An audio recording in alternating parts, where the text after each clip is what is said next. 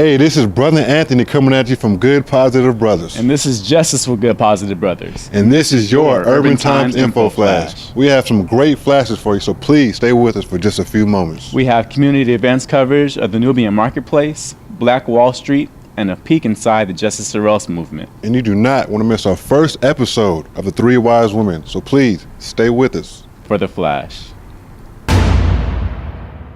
Hello everyone, welcome to Urban Times Info Flash. My name is Patience Levon and we're going into the segment Three Wise Women. We have the three wise women right here and let's get straight into the questions. The first one, I'm coming to you, Dr. Belinda Ramos.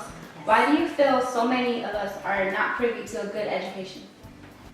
There's a lot of study involved, and I know many students will go to school and try to work a full-time or a part-time job, but those students are already at a disadvantage compared to those students who are able to go to school and concentrate fully on their studies. So I think ultimately, and there are some people talking about making a college education, at least the first 2 years of college, available to people at no tuition charge. And I think that's a direction that we need to go if we're really talking about accessible education. And then once you get into that environment, there are a whole host of other things to help keep you in that environment. And we maybe can talk about that a little later. But the first thing is provide access.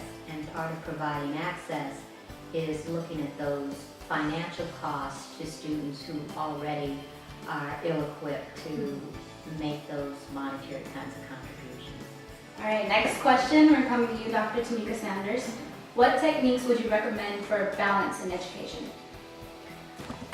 When it comes to balance, there's a lot of things that are not balanced. When you think about just equitable education for all students, we here in Arizona especially, we're always falling in that 47 to 48 percentile of, you know, what we spend on students, how we're doing in the schools. So I think it comes with one, we need to first balance the schools, making sure that they all have the amount of resources, the equal amount of resources, capable teachers, and more equitable kind of standards of testing our students to really see, are we testing their intelligence, or did we test how much that they could just regurgitate this information, but did they really learn it?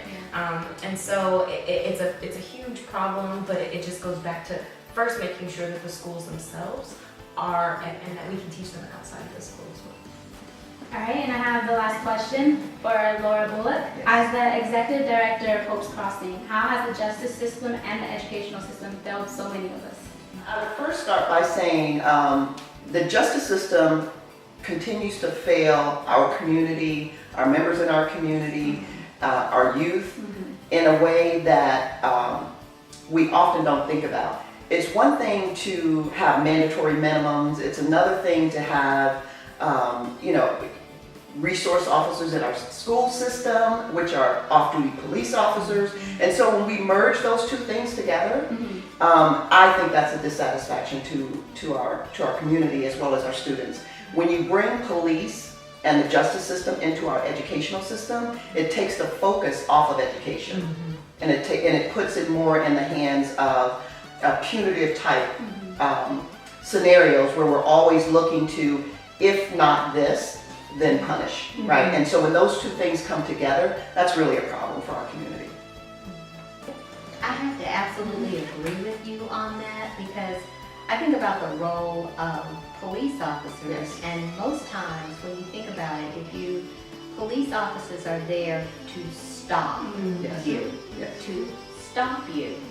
Education is there to push you to grow, to go, and trying to put those two forces in an educational setting, you're just creating a fatal situation for yourself. It's very dysfunctional. I hear exactly what you're saying. When it's like, when I think of resources, I don't think of stop. But then if my resource officers are those who are trained to stop an action, not that there aren't some actions that need to be stopped. Absolutely. But not in the educational setting. That's not where we put the stops. Yeah. So your point is an excellent one, and it is such a disservice to an educational setting because you are setting them up for failure.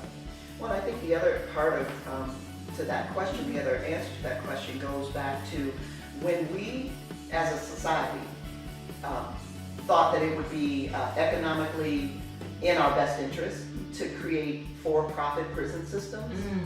That shifted the entire focus of how do we uplift the community, how do we educate our youth, how do we allow individuals to get that second opportunity that they need when they make a mistake, because we've all done it, right? And we've all earned the opportunity to have a second chance.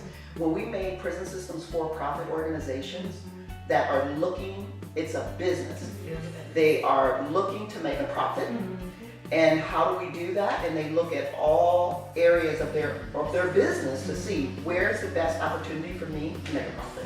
And in this particular situation, it's having beds filled or prison cells filled.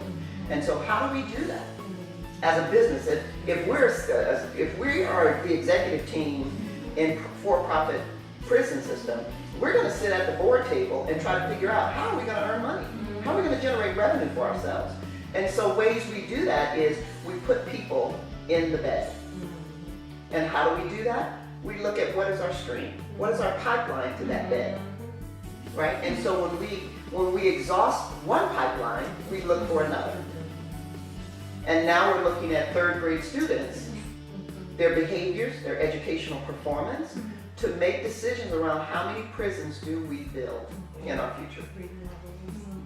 And if that doesn't just make you sick to your stomach, I don't know what will, right? And so when you bring those two systems together, it's disaster. It's a failed system, and you cannot win as a community. You cannot win as a society with those kinds of aspects happening in your community. Not to mention, a lot of prisons, they give kickbacks to police departments for, arresting so many people, or they give them incentives. And so how are you as an officer, and then officers have quotas that they have to meet as far as how many tickets, how many arrests, how many things that they're doing. It is all being perpetrated on a for-profit system and then the resources that used to be available sometimes in prisons to empower them and make them better when they come out are actually being taken away in a lot of times. So again, you're there just to do the job, and you're there to, again, fill a quota and get someone paid, but then go back into the system and not give you the tools to help you not go back, because they want you to go back. And they're banking on you going back, so then it just keeps continuing. And it's a horrible system that's feeding each other, yeah. And so how do you escape it? Until we can cut that for-profit line off, there is no escaping that, because too many people benefit.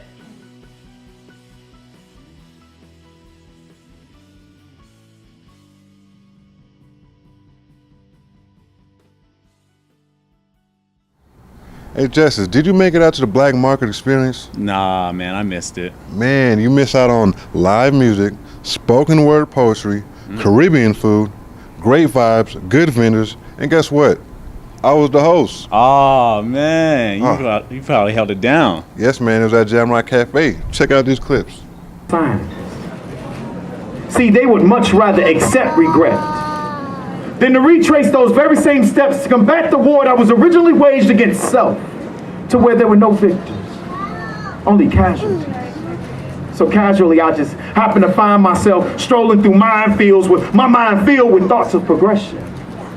See, I'm stepping to the beat of a nameless tune, and I'm striving to keep the melody of a generation that has been apparently lost.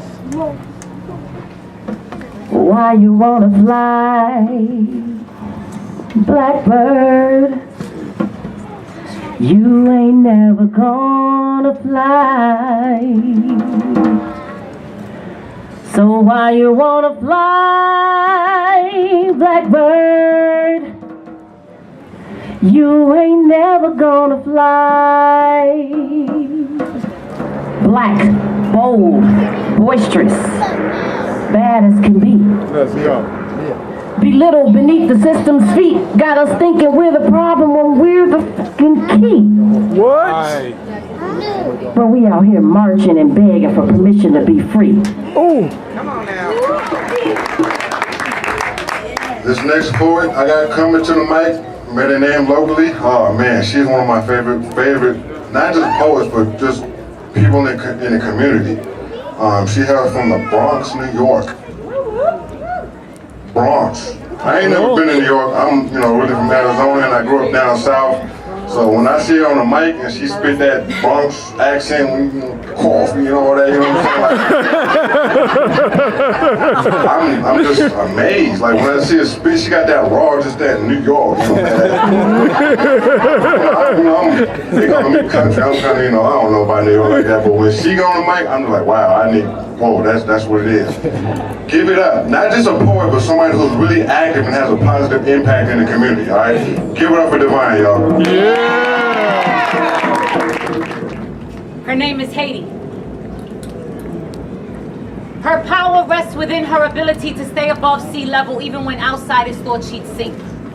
She walks with cement feet and she holds on with graceful arms, the bags under her eyes. They carry months of pain, yet through it all, her heart pumps every day. Hope sits on her right shoulder and determination springs from her mind. She always returns to the nest to retrieve what the waters left behind. Man, bro, I've really been thinking back at the past event, the Black Wall Street Phoenix Holiday Extravaganza. Oh, yeah. Man, great event. The speakers, man, they had Maxwell Tolliver, Brother Chamika, Chanel Powell, and the Entrepreneur of the Year, O.D. Harris. Man. Yeah. Awesome event. Very inspiring. Seeing all those entrepreneurs in one room. Great motivation. Yeah, man, just well put together, well coordinated by Tamika Williams out of Wealthy Concepts. Yep, definitely agree. And man, the actual founder of Black Wall Street Phoenix, Rochelle Candler, she's really on to something, man. She has a great vision for this. Yeah, great.